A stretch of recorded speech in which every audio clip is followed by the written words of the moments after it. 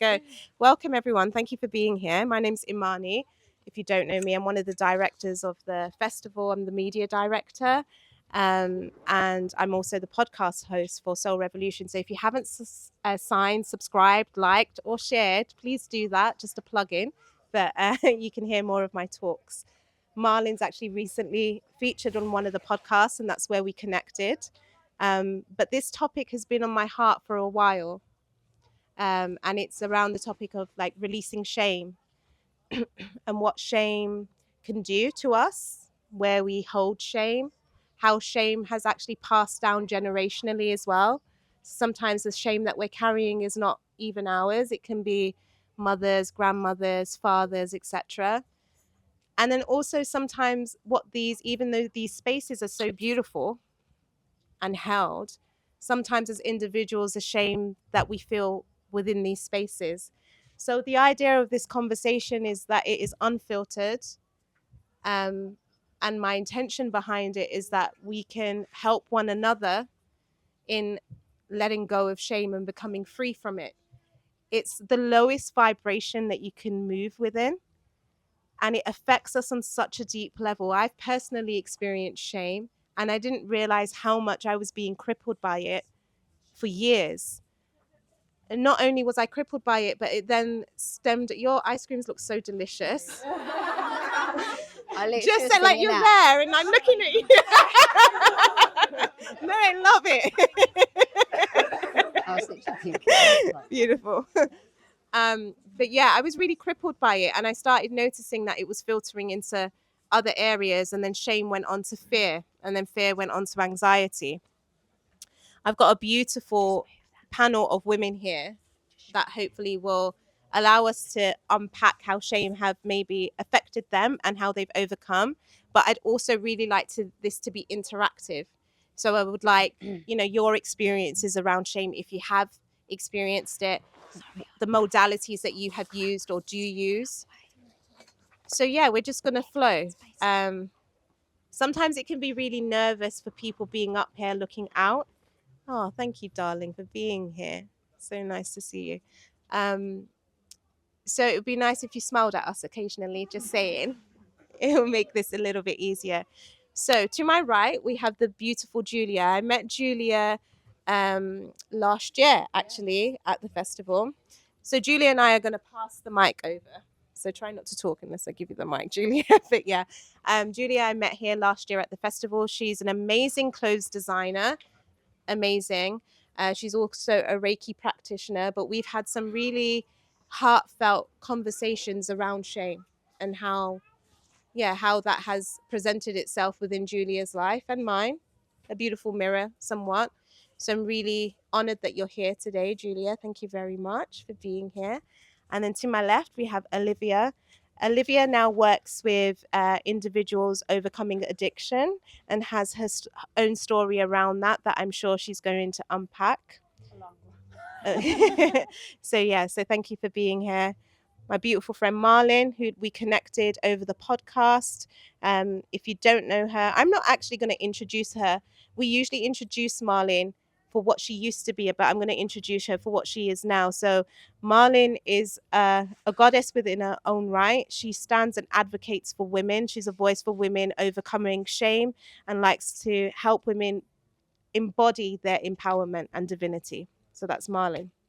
And we have my beautiful mentor. She is a mentor to me. She's a friend, a sister, Cassie. Cassie is the wife of Alex, the founder of Soul Revolution. She's also an amazing homeopath. She works with women who want to step in their power, and she's helped me do that over the last 6 months. And through homeopathy, I have experienced incredible shifts around the topic of shame, fear, anxiety. I'm still on my journey. I'm not completely free from it, but I'm getting there. So thank you for being here.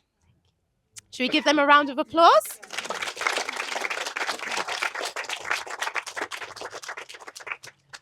Okay, so free for all, I guess. Rather than this be like, oh, let's tell us about yourself and, like, where did it all start? I'm just going to open up the question. I guess the first question would be, when I say the word shame, look at Cassie's face. When I say the word shame, and this is for my guests right now, what happens to your body? Where does it sit? What does it feel like? And what does it bring up?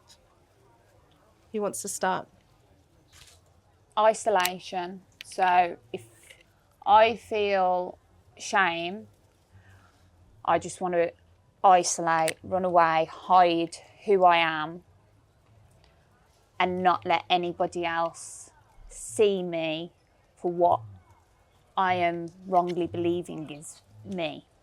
Because shame, in my eyes, can come from past behaviours or even things that other people's behaviours that have been done towards you. And the thing is, though, past behaviours, what I now realised is that they're not part of your identity. So you are not your past behaviours. You are not bad people. Good people can do bad things. And this is me speaking from my own experience, because in my addiction, I did some awful things where the woman that I am today, when I look back, I can't even relate to that woman anymore because how far I've come on my healing journey. But I look back and I still get those moments of shame. I've just now got the skills to be able to shut that down and talk to myself in a kinder way. But shame for me, when I do feel it, the first thing I want to do is run and isolate and shut and just disappear. I turn into that little embarrassed girl again almost. And it makes me feel unworthy. Makes me feel that the person I am doesn't deserve good, when I know that's not the truth anymore. Because, like I say, past behaviours that make you feel shameful aren't part of your identity. They're just something you've done. It's not who you are. Do you want to unpack maybe a little bit about your story, your journey? Yeah, sure. So from the age of 5, so my earliest memories are traumatic and full of pain, and I developed from a young age severe OCD and paranoia because of the things that have happened to me. So I was very much, so all I could remember was from a young age is not wanting to be in my own head, wanting to escape. And then I got to early teens and I found that escapism in alcohol. And by the time I was 18, I was full-blown dependent alcoholic. And I went into my first treatment centre at 23 for alcoholism and cocaine. I come out of that treatment centre and spent time on the street smoking crack and heroin after 3 months of being in a treatment centre. And it was only a few years ago when I got to a point of, and I'm sorry if this triggers anybody, but I got to a point where I'm going to kill myself. And I got this divine, incredible phone call that was offering me some help. And the whole story behind that is just magical in itself now I look back. But the people and the energies and everything that was put on my journey in that 6 months in that treatment centre just started to awaken every bit of me. And my addiction wasn't out partying or it wasn't out around people. It was me, a bottle of vodka and a crack pipe literally locked in my bedroom. And I was a mother as well, so I've got an 8-year-old little girl, so imagine the shame that come from that. And that has been the biggest thing I've had to overcome, because I mean now we have the most amazing, beautiful relationship and I'm finally the mother that she deserves. but I wasn't for many, many years. And the shame when I think about how I abandoned her, basically, has been a really difficult thing to overcome. Because like I said, I just locked myself away and isolated because I just wanted anything to get out of my own head.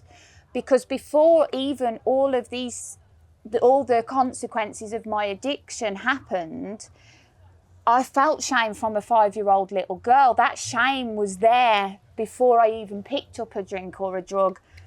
And then obviously that just added to the shame. But that shame was there from a broken little girl. And I don't know why I got really emotional.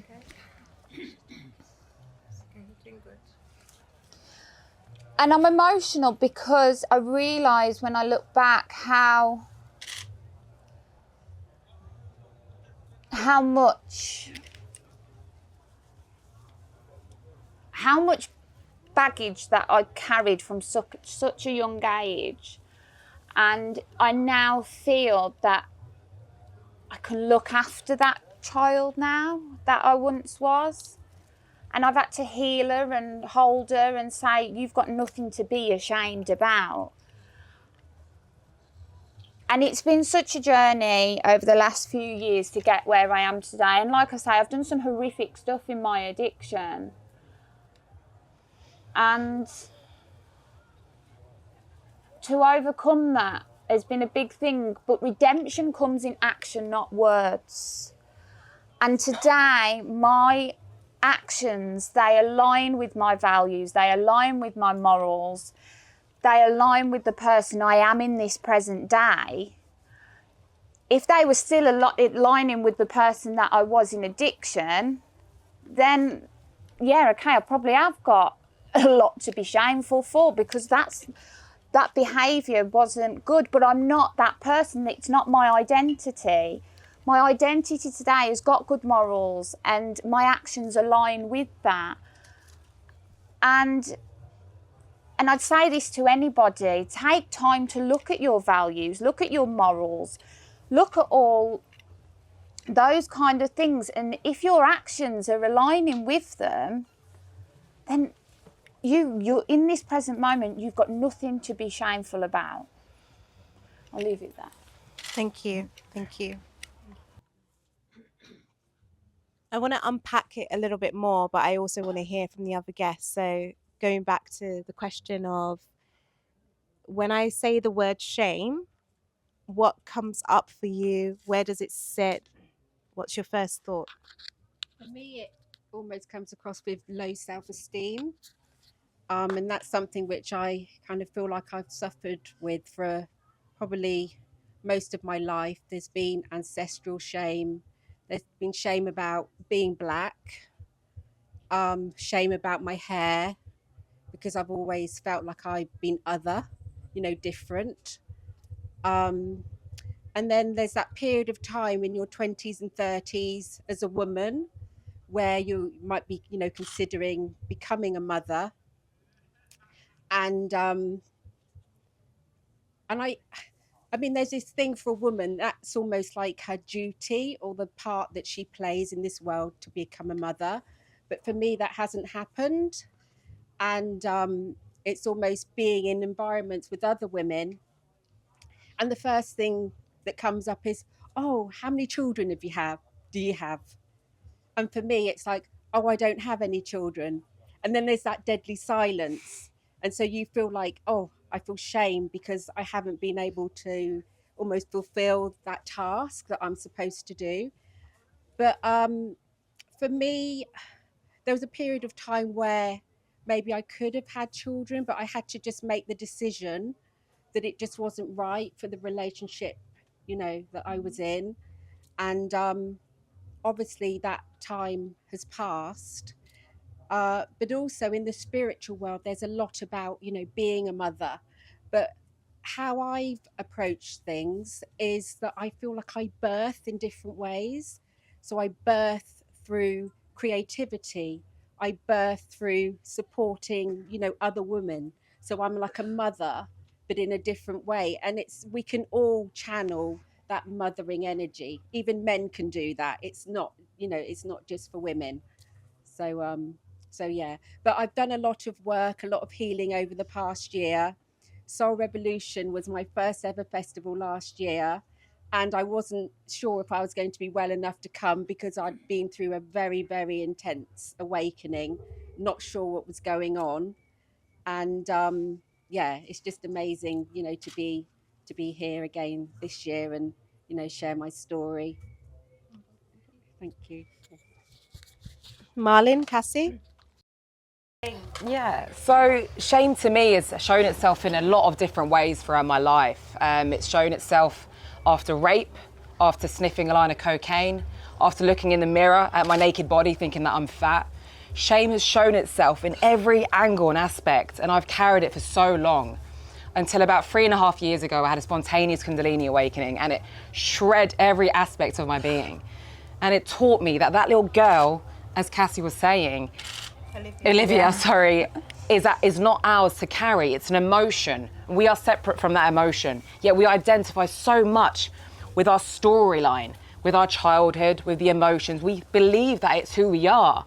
Yet we are just observing ourselves. We are not the thoughts. We are the space in between our thoughts, and that is pure consciousness. And that is what we are here to be. Yet the pain and shame is something so, so heavy. I remember just before the Love Island villa, about a month before, I was raped by my best friend's boyfriend, came into my room in the middle of the night, spiked my drink.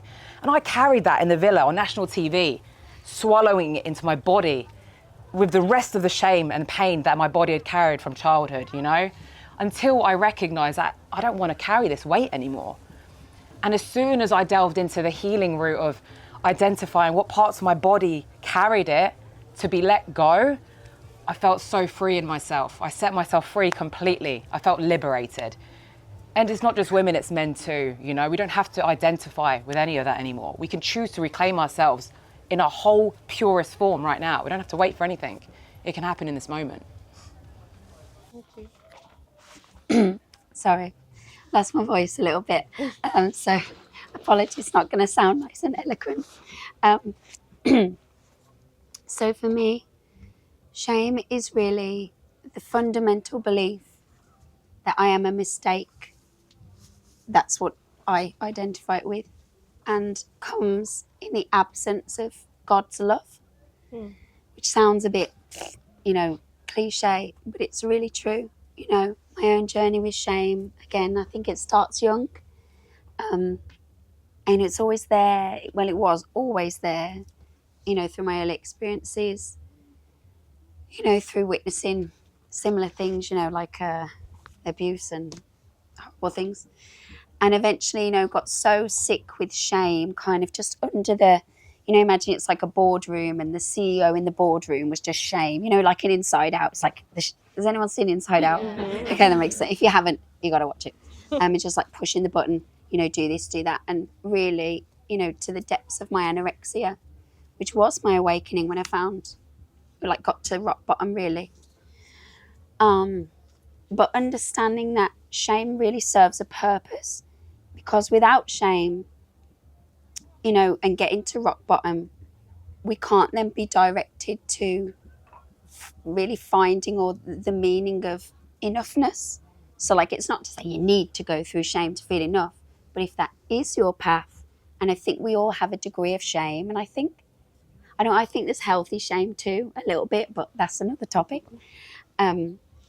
We can't feel that sense of enoughness, and it really means something. And for me, it came in different ways: reparenting myself, the inner child work, body work. There's all these paths to it, and it's a synergy of all things you might do well with the Kundalini stuff. Breath work. Everyone has their own path to finding that. And there's no right way, I don't think, but that's what shame to me is, that fundamental belief that I am such a mistake that even God doesn't love me. That's it's that level of, so, I don't know.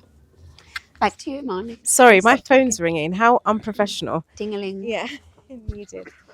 It's such a big topic. I actually want to who has experienced shame? Just look. I just want everybody to look around at like the hands. You okay? Yeah. It's okay. Yeah. It's such a huge topic, and in my personal experience, I don't think there's enough conversations around it, around how it cripples us, around how it cripples us, how it holds us down. What have been what has been a significant, okay, no, how can I word this? Okay, actually I'm gonna take it to the audience. How do you think we can overcome shame? Oh. Shall we do that? Shall we pass the mic over? Yeah, I don't think that's gonna. You're just gonna have to project your voice. It's fine. Yeah. You own the shame. Yeah. If you get rid of it, that defeats the object. You went through all that pain you went through to overcome that shame. Because with that shame come discipline, come all the rest of the stuff. I think to me, shame was the number one. You want to call it the sin, or it was the separation of the masculine and the feminine, and that was shameful. And today we're stuck in this system of keeping that shame going, where there's not really any difference between male and female. The only difference is what they told you are different. They told you what your job was. They told you had to get the money in. They told you had to look nice. All these things they told you, and all you had to do was right at the beginning was just love each other.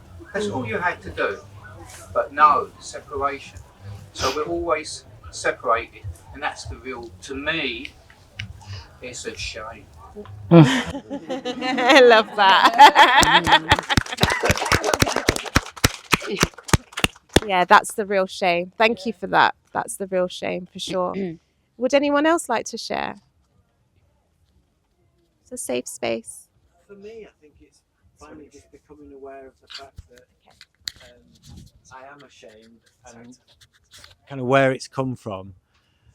And really slowly starting to believe that isn't who I need to be, if that makes sense. And understanding all the different ways it colours every little way of how I behave, where fear is, and how that's ruled my life to now. And to get to 56 and start to realise that is weird. And I think I loved what you said about, reparenting your inner child, because my little child was so ashamed and grew up just thinking that was how it was. And I've lived like that for so long that, I still kind of get into situations where I can feel shame because that's what feels safe and normal. So I suppose for me, it's just to be aware of it. As long as you can hold it in your awareness, you can start to tweak it and tweak how you are in it slowly. I think you have to talk to, just going off the back of what you've just said, I think you actually, when you are feeling shameful, I feel that you have to navigate yourself out of it and talk yourself to it, because by talking to yourself and saying that you've got nothing to be ashamed of anymore, you then giving yourself those affirmations, not only does it pull you out the shame, but then it also can lift you. So then, like what you were saying about the shame going through the pain of being some good and good coming out of it. So yeah. Sorry. No, don't apologise. There was a gentleman behind, actually. Yeah. Can we pass this? Yeah. Thanks. Yeah, I think it's what an important part. I think is just being seen. So that sort of echoes what this gentleman said about owning it, but owning it in a space that's held compassionately. And then in that way, you're sort of normalizing what in your own head the story would be. This is an extraordinary experience. I'm different. I'm separate. Whereas actually, it's part of many stories that we all share. We don't all share the same stories, but there are many stories that we do all share. So I think being seen compassionately and to just reflect on then from that the identity that we carry, the stories in our head about who we are, not to attach to which is easier said than done because we all have them. And just to learn, and affirmations are a great way to, when you notice those stories are running in your head, just to knock the thoughts out. But yeah, those two things I think are learning to reprogram the stories that we tell about ourselves. But firstly, before that, acknowledging that it's normal, normalizing by being seen. Yeah. I think there's a lady over here. Yeah, carrying on from what you're saying about normalizing it and talking to other people who have potentially been through similar things, and the potential for alchemy within that as well, within yourself. And the powerful shame has got such a strong energy behind it, and if we can alchemize that energy into, as all of you women are today, presenting it and potentially helping others. On my own journey, struggling with alcohol as a mother as well, and then coming through that on the journey and having really supportive women who have also felt that shame and been through a similar kind of story, and then becoming one of those women who can potentially help other people who have experienced it too. I think there's such a power within it for good as well. Can I add on to that? Of course. So like a wider perspective of shame, right, is if we see that our souls have come to this earth, like one of the hardest schools is earth, right? And it's come here to experience the most profound lessons, and the only way to experience is through pain and suffering. When my mum died, when my dad died, when my daughter died, when I got abused, when I was in domestic abuse, when all of these things were happening, I was in such a victim mentality and I couldn't understand why me? Why me? Come on, man, give me a break. And it was when I alchemized it and I turned my pain into that power, I realized I didn't have to identify with any of those stories anymore. But my soul literally grew and evolved through that. That pain became my purpose and my fuel to the fire. And then I understood that nothing's that serious anymore. Yeah. Nothing's that deep anymore. I can experience joy now that I've experienced pain. It's a light and the dark. It's a contrast, right? The shadow and the light. And I see it very differently now. I've turned it with a different perspective, that I can create heaven on this earth. And I demand to do so. And my brain has no choice but to follow that. Yeah. Literally, rewire that unconscious brain, guys. Does wonders. Yeah, please, yeah. Pass this along. Thank you. So yeah, I've been on quite a journey with alcoholism throughout my life, and kind of like not real much of any kind of leadership from my father. And yeah, I feel like I've from a personal perspective, I've got there. I feel like, but I'm now in a place where I find, I'm working with what's the right word?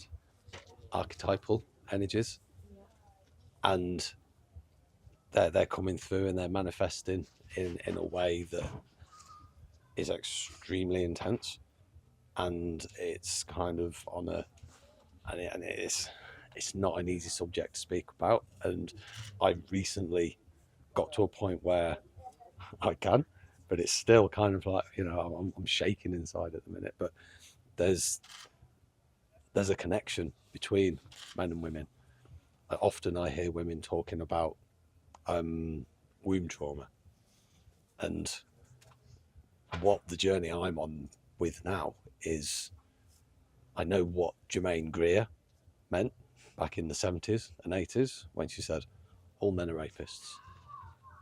I've embodied that at the moment, and I'm working through, but I know it's not just me, and I'm looking, searching to alchemize this, to be able to connect, one, with myself and accept that, and two, with women who I have a real connection with. And yeah, the shame inside of me is, but I have this persona, Bobby, who's full of joy, full of happiness. But what a lot of people don't see is that person that goes back and does the processing to be able to work through that. I just wanted to share that. Thank you for listening. That's lovely. else like to share? Oh, sorry. Yeah, would anybody else like to share? Yeah, can I pass you this? Try and keep it together because I just felt quite emotional coming in here, but I just knew I needed to be here. Yeah, it's interesting. I have been trying to feel shame at home, to feel it through, and I think I've been really struggling to move it. I've done a lot of inner work to really get to this point of connecting to my inner child, and it was quite interesting just being in a space with you sharing that I could actually just feel it and feel like it needs to be held by another. It seems the shame that I'm carrying is around having needs and around expressing myself and around anger. So it's like this repression of my personality, like a personality of just me, just being me. And I just feel like I can't be me because like I'm not allowed to even exist. Like I don't, like my shame feels like I don't even have a right to be here and that I'm a burden. And I know it's not true. It's my parents that were burdened.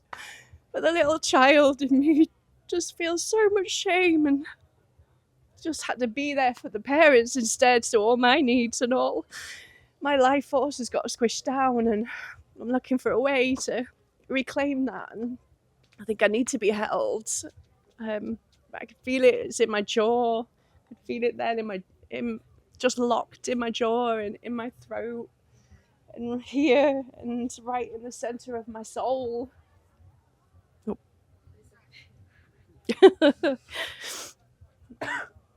Yeah, and I'm here to liberate myself from this because I know it's not the truth of everything that I am, and I have beautiful gifts to share. And yeah, thank you for witnessing me. It feels good to not be so afraid to just share openly and vulnerably. And maybe that's some of the medicine, is just feeling safe to express and to be seen. And it's okay to feel as well. Like, I think we forget that as human beings, we're meant to feel all these emotions. We are meant, it's how we then navigate them and process them. But the whole point of a human existence is we are meant to feel. And also another thing, and it's something that you said, which literally got me sober, thoughts aren't facts. Like, thoughts aren't facts. And just because you are thinking these things, that I'm a burden, I'm this, I'm that, nobody has got the right to tell you that that's fact, because it isn't. It's just, like you said, with that vessel in between, we are not our thoughts. We can feel the emotions, but we don't have to take our thoughts as facts. And I think every time you get a negative thought and you start running with it, remember this isn't factual. Nobody's saying to me that this is factual other than me right now, because it's inside here. So it's letting go of that narrative that everything that comes into your head is factual, because it isn't.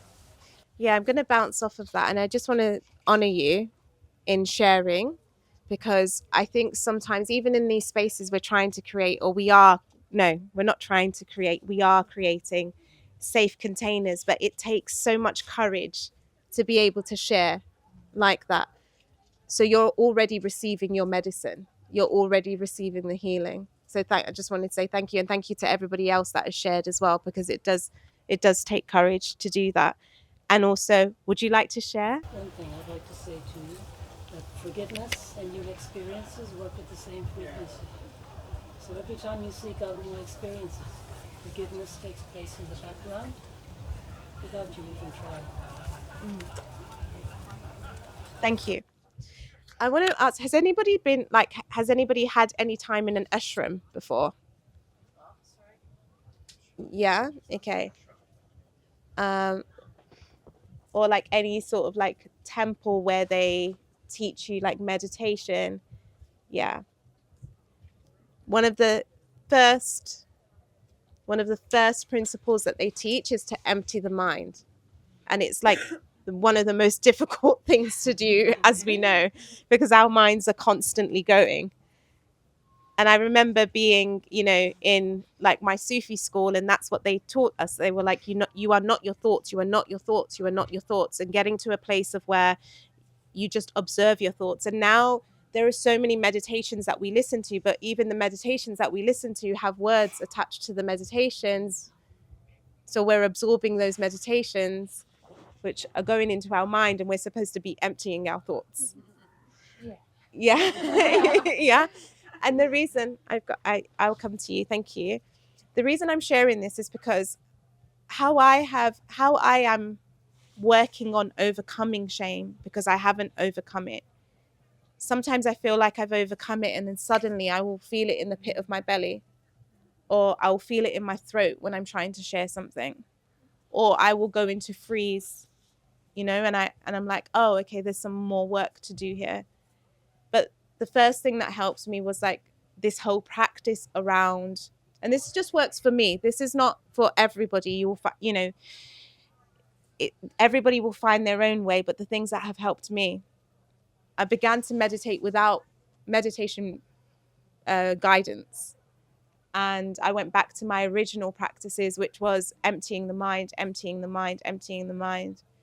And then throughout my day, I learned that my mind is like if I imagine my mind like a radio, I can tune it into the frequency that I want. So I had this conversation about a year ago with somebody that I know, and she said to me, I asked her, have you ever suffered shame? And she said, no. Like super confidently, like no. And I believed her.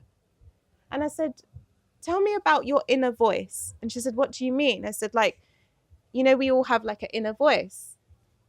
How does your inner voice sound? And she says, yeah, it's really kind.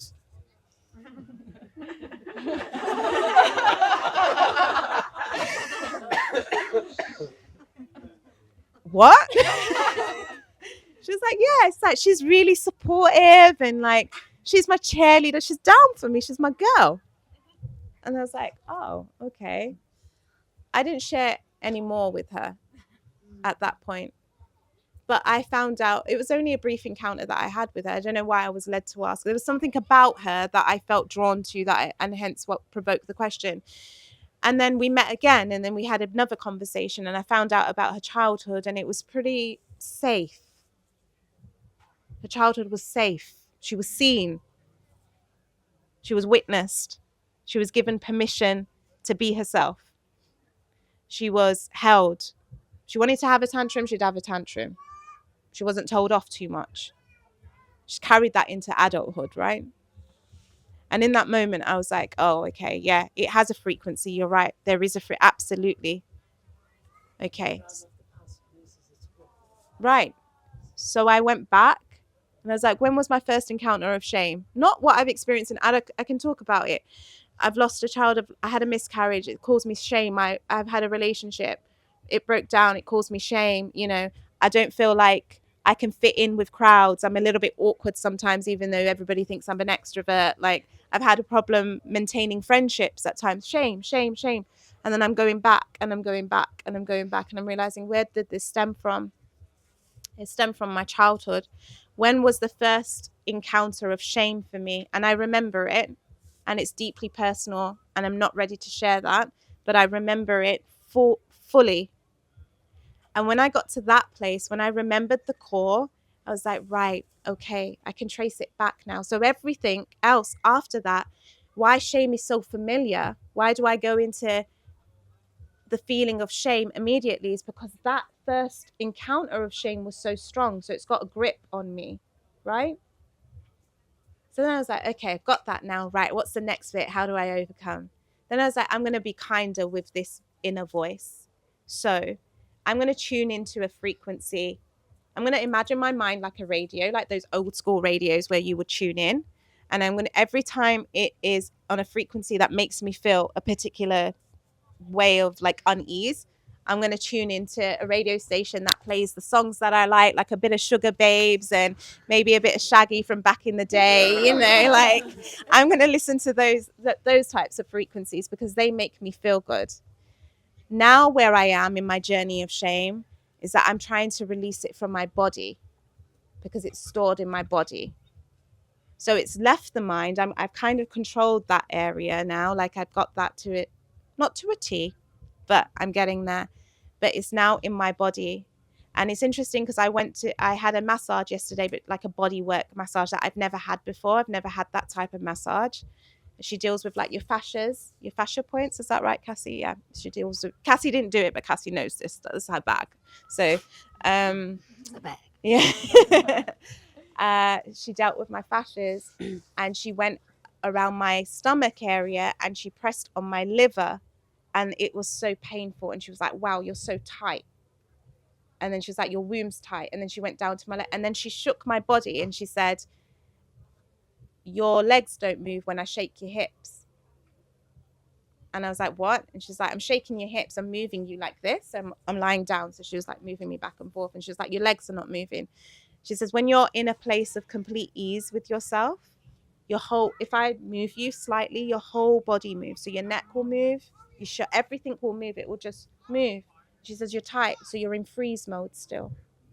So I'm still in freeze mode, even though my mind is becoming freer. There's the book that we all know. And if you don't, it's a good book to read. The Body Keeps the Score, because everything is within body. It's a process and it's a journey and it's not easy, but having open conversations where we feel safe and where we feel seen and where we're able to then forgive ourselves, forgive the person who may have allowed shame to enter in, whether it's parents, caregiver, whatever that is. And then also for me, I'm of mixed heritage. I have some really strong bloodlines. There was some really deep ancestral shame being passed down. And I recognize, whoa, I'm carrying my mum's shame here. Some of this is not even mine. And now what I do when it comes on me is I weep on her behalf because she doesn't have the capability to let go. But I will intercede. I will stand in the gap. And if I need to weep, I will weep. That's been my journey and the tools that I use.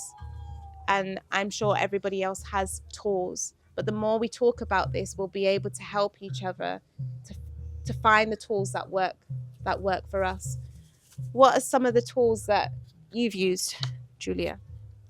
For me, I use meditation because, again, it's that thing of emptying my mind. So I was the same. I would do a meditation that was with words. And now I have no words within meditation. It's just me emptying my mind. Thoughts will come in. I observe the thoughts, but then I just empty my mind. So it takes practice. It takes an awful lot of practice, but the more you do it, the more you're able to do it. Because, as we said, our thoughts aren't us. It's this kind of thing which is, going on in our head. But I almost feel like doing that is almost like the road to, I can't think of the expression. Road to redemption. Road to redemption. Yes. Yeah. It's a good one, that, isn't it? It is. Yeah. It is, yeah. That's why I slipped it in. Yeah. Anybody else? For me, it's a case because I hated myself, detested myself even, and to the point where I thought the easiest thing to do was just get rid of myself. So for me, when I am feeling shameful, I literally mother me. So I give myself those words of affirmation. I will look in the mirror and go, you are okay. And when I first did, I remember somebody telling me to do this beginning in rehab. They're like, go and look at yourself and tell yourself you're okay. And I was like, I'm not looking at myself because I couldn't look in the mirror. I couldn't look in a mirror. In my addiction, I couldn't. And I mean, I look in the mirror now and go, oh, bloody hell, you've got better. I mean, if you'd seen me in addiction, I just had this big ball on my face because my liver was failing. So I was so bloated. But anyway, I digress. So it's really important for me to give myself those affirmations. And my daughter, I constantly give her affirmations. And I think that's probably because I didn't really have any affirmations. The only affirmations I had as a child was if I did something well academically, but not an academic in what society would think person. I'm a very creative person. And so it's important for me to talk to myself in a positive light and in a positive way, because I know this is going to sound quite cynical when I say this, but in the middle of the night, the only person I've got to rely on is me. So I want to be nice to me, because I've never been nice to me in the past and it didn't serve me. It got me nowhere. I'll tell you where it got me: on the brink of suicide. And again, back to the thoughts aren't facts. The negative stuff, I can tell myself, well, that's not factual. But when I know how I feel when I give myself affirmations, it's like my mum giving me a hug as a child. And who here has ever can remember feeling embarrassed as a kid? That's shame, because it comes out as a child. Shame tends to come out as a feeling of embarrassment, and we don't realise it. Because I'll look at things back from when I was younger, and there was an incident where something as simple as I had my skirt in my knickers and I felt embarrassed. But that actually all linked in to a sexual side of things, which I had to heal. And so when you are healing the shame of your past, like you say, going back to the core of it, look at the times when as a child you felt embarrassed and see if you can go down a journey that way instead of thinking of the word shame. Because I think as a child, that's how the emotion plays out. But just all right now, tell yourself something positive in your head about yourself. Yeah. Okay. Yeah. Because sometimes it's impossible to tell yourself something nice about yourself. And I remember reading a book, How to Love Yourself by Teal Swan. And she said, like, if you get a glass of water and you can't say anything nice to yourself, but there is someone in your life that you love, and basically you think of the person that you love and you tell the water and you feel and you tell the water all the things that you love about this person, or anything that you love, and you feed all of that love into the water. And then after you've done this exercise, you drink the water yourself. You're giving those thoughts back to yourself, but in a third person kind of way, and it's like the initial steps. So if you're not ready to get there yet. Yeah, if you can't Are you a mom, you say? Yeah, I got 2 boys. So when you think of your boys, it's all positive things, isn't it? Yeah. Those boys come from you. Yeah. So if you can't think of anything positive to think about yourself, think about positive things about your boys, because they're part of you. Exactly. Can I just add to that? Actually, I'm going to pick up on what you did this morning as well about the water. You know, but in some cultures as well, they take a glass of water and they would bless the water, and they'll pray over the water, and then they'll drink it, because there's something within the resonance of when it leaves your lips. So for example, in Sufi culture, to get a blessing from the Sufi, we would go, he would bless the water for us, and then we would drink it. So it's a similar concept.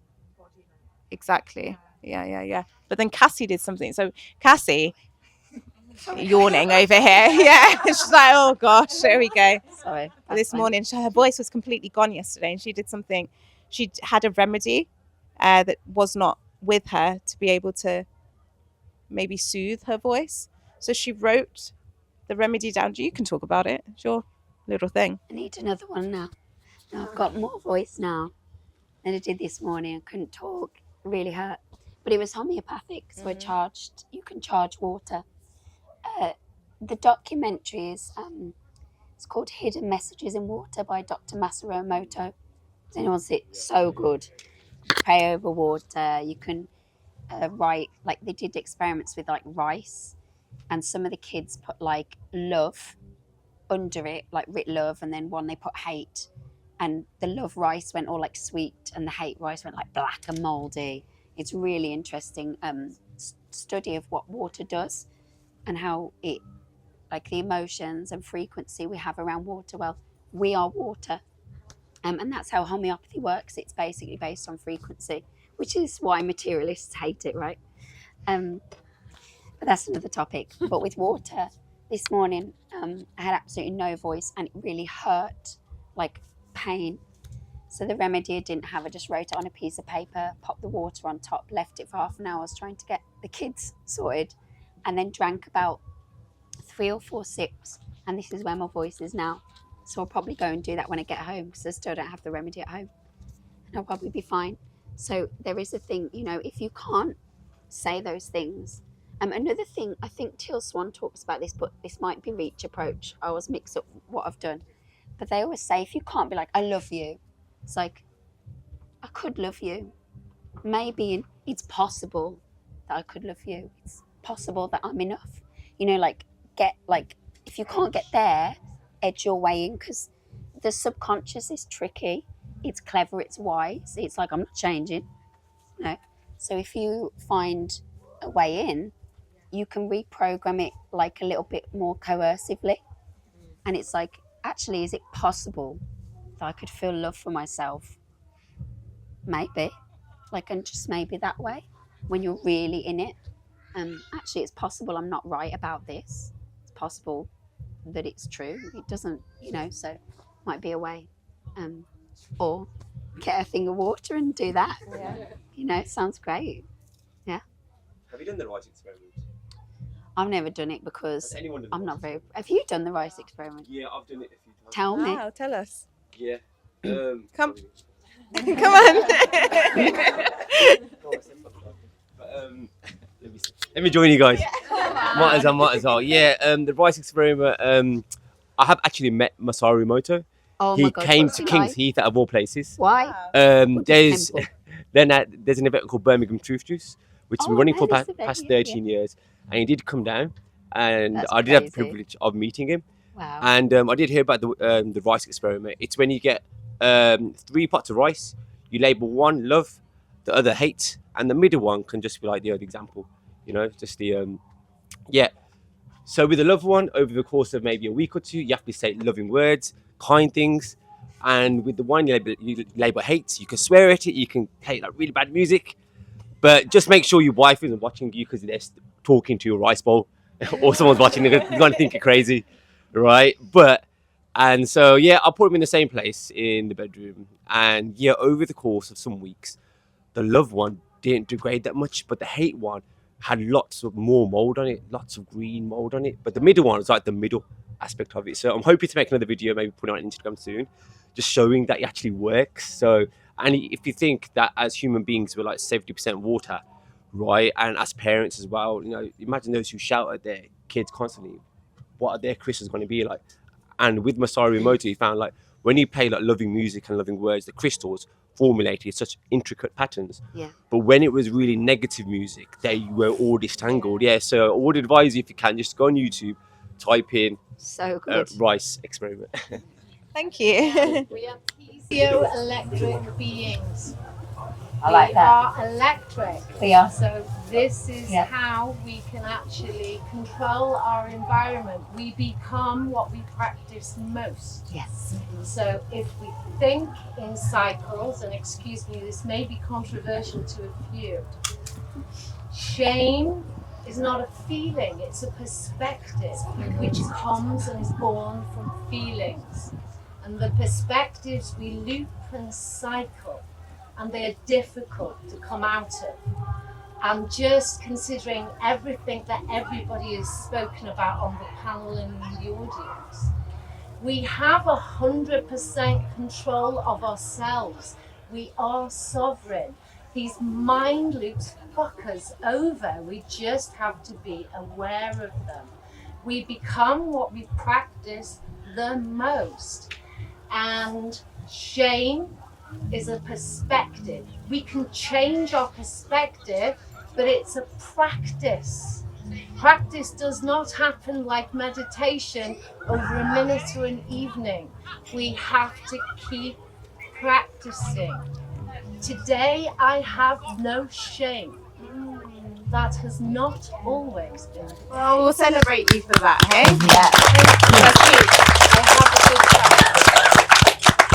It's Beautiful. Of course, it's practice. It's Yeah. unlearning behavior. Go on. And it's like, when I think of it like through, so how, like my strategy usually is multifaceted, but at the core, it's like, oh, shame, I'm feeling that feeling. So knowing how it feels in my body, just awareness, okay, accept it, like, cool. And you know, just a moment to like, why am I making this mean something?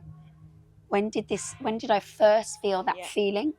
And I use the lens of the cycles, obviously. So depending how old I am, I might go back to a particular age because it's usually cyclical, the type of programming you're experiencing. And okay, I know, feel it a bit. And then it's like, well, what am I going to create instead? Because this is why people get stuck in loops and healing traps. It's like, hey, stay stuck in the story.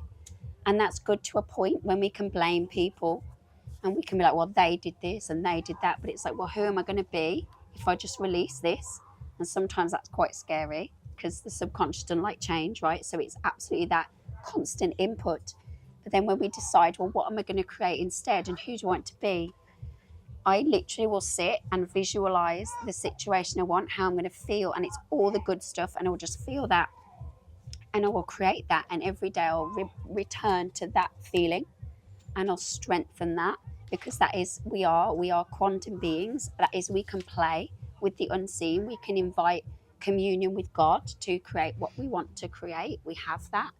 So I kind of think that multi-dimensional approach is really helpful because when we sit in the story, we're only getting one dimension and it only serves us to a certain point. We have to create something else instead because the truth is we are infinite beings of vast potential. But if we all had the tools to do that, we all be doing it like, yeah, man. So it is a practice and its patterns are always coming back round. That's just the nature of the universe. It's patterns, right?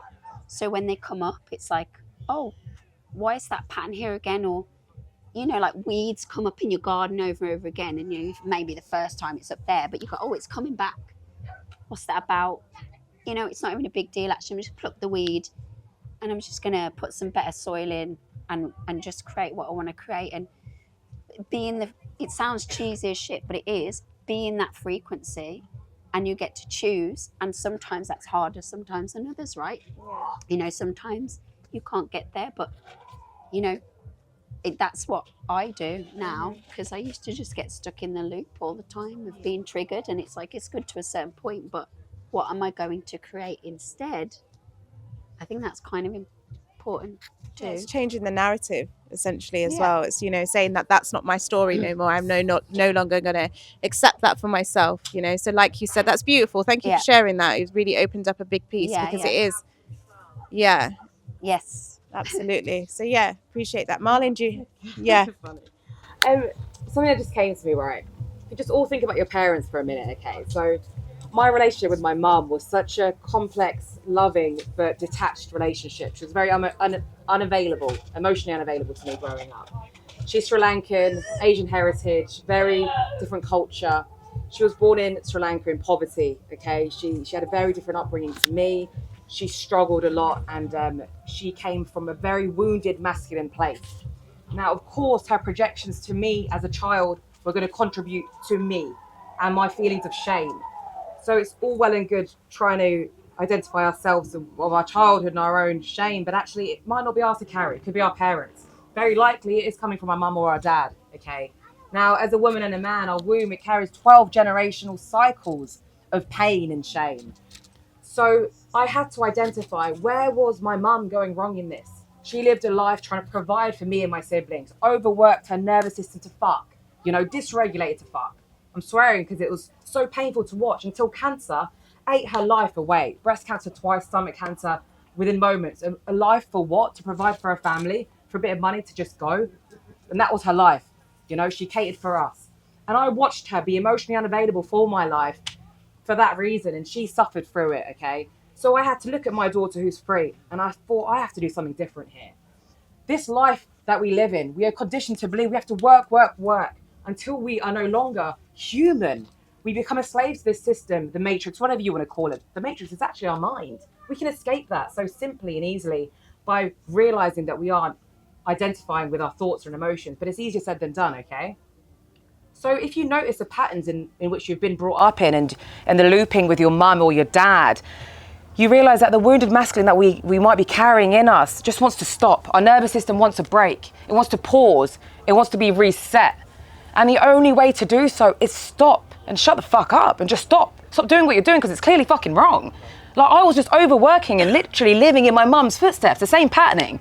You know, I was posting all the time, going to events here and there, trying to be seen. And then I was like, do you know what? How about the reverse will come if I just stop and trust that my body and my heart is a frequency I need in order to attract everything my soul can desire. And it does. It does everything in tenfold. I'm now living in the reverse modality to what I was doing. I do less and I attract more, but by embodying what I believe in. I can't fake it. Can't pretend. I had to do the actions of it and just be still and sit with myself. And that is what we don't want to do. We're scared of doing the opposite. We're scared of sitting with ourselves and just being still. But honestly, if there's anything you can take away, man, just pause a little bit and sit in stillness and rest your nervous system. Come back into your body, because that will show you and tell you where you need to focus on the most, that bit of stillness. It's where the growth comes, isn't it? I just want to open. I know there was a lady at the back that had her hand up. Do you still want to share? It's just a little tweak, and you said about meditating and emptying your thoughts. That's in some practices, it's not sort of just say to you, don't think of it that way. Think of it as witnessing your thoughts, accepting what's there, and just seeing what else comes up. Yeah, great. Witnessing, yeah, that's it. Yeah, empty. Yeah, perfect. Thank you. Would anybody else like to share? Can I ask a question? Yeah. So we've been talking a lot about inner child healing, and then there's manifestation, which I'm trying to teach yourself to love yourself. But has anyone worked with anything to do with future you, like guided meditation? Because I did something last night, which was a bit of a revelation. It was like seeing your future self, and she was all right. So I'm like, I'm going to be okay. Exactly that. And sort of like using that as a goalpost to guide you to. If I can't tell myself, I know myself now when I look in the mirror, maybe I could use that as the mother's. It's like I think. Yeah. So every time I have a little bit of a anxious moment, Cassie gets a voice note from me, and she's like, right, okay, right, we're going to do that thing that we do, which is imagine your future self, picture your future self. How does she feel? How does she, how is she behaving? Use your words. Yeah. How does she, what is she? It's not always appropriate though, right? No, it depends on what it is. Yeah. It's just where you're at. I think that seems to be like a new sort of thing. I haven't done inner child's work either though, so I don't. Yeah. But picking up on the frequency not from missing her. out the compassion. Like when you say compassion, that's one thing I'll say to you a lot, isn't it? Like just have some compassion, because it's like almost, you can't. Shame is so there. It's so raw. You can just get in. It's like just that compassion, okay? And now could think about future me as possible, and that feels really nice. And then your thoughts become your reality. You create those emotions, and then you create those thoughts, and then you get that back. I think that's a great thing to do. I think it's what resonates with you. And when you spoke about it, you lit up. I know, so I'm thinking that's a more positive outlook than looking back at, even though I know I need to deal with pain, like looking back, I'm a bit afraid of it. That's okay. Yeah. Because I'm still in the heat of my problem. Do you know the other word that I really like that I don't hear a lot of? And I usually use it alongside compassion is grace. Yeah. So offering yourself the grace. Yeah. So if right now it feels too much to look back, give yourself the grace and the permission not to look back. Because can I just add to that? Sorry. Because I think as well, we can find it obviously really, really hard to look back, and we've got to give ourselves that grace and that compassion, because whatever's gone on for us to feel that shame, we were working with the best with what we knew. So whatever we did or whatever we allowed to affect us, we just weren't at a point yet to deal with it, and we had to go through that to get where we are today. And giving yourself that grace, okay, I'm not ready to deal with that right now, is perfectly fine. You'll know when you're ready to deal with that. You keep doing that inner work and keep bringing it back to the present moment will tell you, okay, I'm ready to go back now and deal with it. And for me, because of my addiction and all my past and everything that went on, it took me a long time to finally talk about it and talk about the things that were weighing me down, and the shame was keeping me trapped. And when I finally did open up and get all that shame out, I walked into this room with my therapist, and it come out of nowhere. I just felt safe in that minute, and I just went blah blah blah blah blah, and all this stuff I didn't even know I was saying it. It was just coming out, and I was like, well, where's this coming from? And it was coming from the past, and all the different Olivias that were behind me needed to purge and get out. And once I did do that, I was then able to give myself some compassion and go, bloody hell, I've been through a lot. No wonder I did that. And trauma as well. I think when we talk about trauma, we automatically think of abuse or this or that. But trauma is completely different for each and every one of you. One person could stub their toe and feel it as trauma. I'm being deadly serious, because it all depends where you are on your journey. So someone could stub their toe and that be trauma for them. Okay, this is a bit of a shit analogy, but yeah, go with it. Where somebody could do it and go, what the hell? Why are you finding that traumatic? Because it depends whereabout we are on a conscious level with our wiring. And I was completely asleep during my addiction. So having to firstly awaken, then rewire, and go all through that process, it's hard, and I had to give myself some grace and compassion. But now having that conscious level, and it's so freeing, and having the ability to control things, to control this, because I never believed that the mind could be controlled until I got sober. But yeah, sorry, I went on a bit of a tangent there. I was addicted to my mind loops. Yeah, right. I was addicted, and as soon as I discovered there was a way out to meditate, it didn't happen overnight. No, practice. It took a while, and I learned to be okay with the level of consciousness I was at. And as soon as I was okay, I could see where I needed to go, and I started meeting other people who seemed to have their shit together. And so they were the model of what I knew I had to become to leave my trauma, to leave this experience, not a feeling, an experience of shame, because feelings would come as a result of an experience of shame. The shame being perspective and mind loop. And meditation is difficult. There's lots of different ways to meditate. You can actually make art. That's a meditation. That's what I do. It uses a different part of your brain. Art is therapy. I offer art therapy. So you can do very small things to train yourself out of your mind loops. It's not going to happen tomorrow, loves. Have patience. You have control. The shame you are feeling and the pain you are feeling is like weather. You can move the weather through you.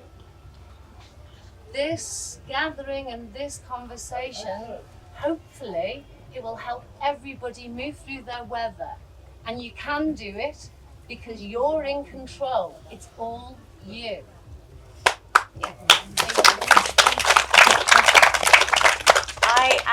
I think we're going to wrap up now, but I just wanted to say a couple of things as I've been listening to everybody. Number one, the things that we have shared here may not be for everybody. So you have to find your way. These are just our experiences. They're our experiences, you know, what is right for me, what is right for Julia, etc., etc. They may not be right for everybody else, so please find your way. But I do want to offer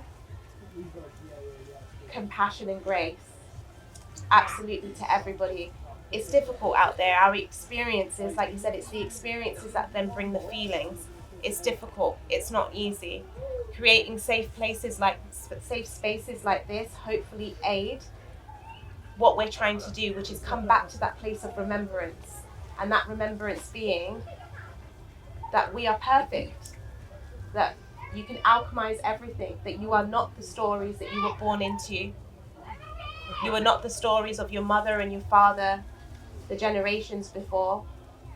You know, you come back to that remembrance of being a pure vessel, and we can do it. It takes practice, it takes commitment, it takes dedication, but together we can do it. So firstly, I just want to thank Cassie for being here, Malin for being here, Olivia for sharing and being here, and obviously Julia as well. Thank you so much. If you can give them a round of applause. But also for the lovely contributions that we've had from the audience, you know, big love to you all. Thank you so much for your wisdom. And thank you, Imani. Thank you. But if you feel comfortable and if you feel led, I'd just like everybody to close their eyes a second or lower their gaze and just place one hand on their heart. And just take a deep breath in, connecting to your heart.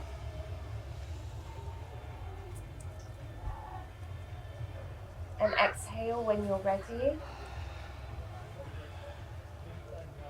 Just feeling your feet on the ground or the support beneath you. And just allowing grace and compassion to come in. Just allowing grace and compassion to come in. Allowing grace and compassion to come in. And one day, and I hope this is the beginning of it, we will stand together unashamed. Thank you so much. Thank you so much for being here. Big love. May grace and ease be yours. May we stand unashamed. Thank you very much. Thank you.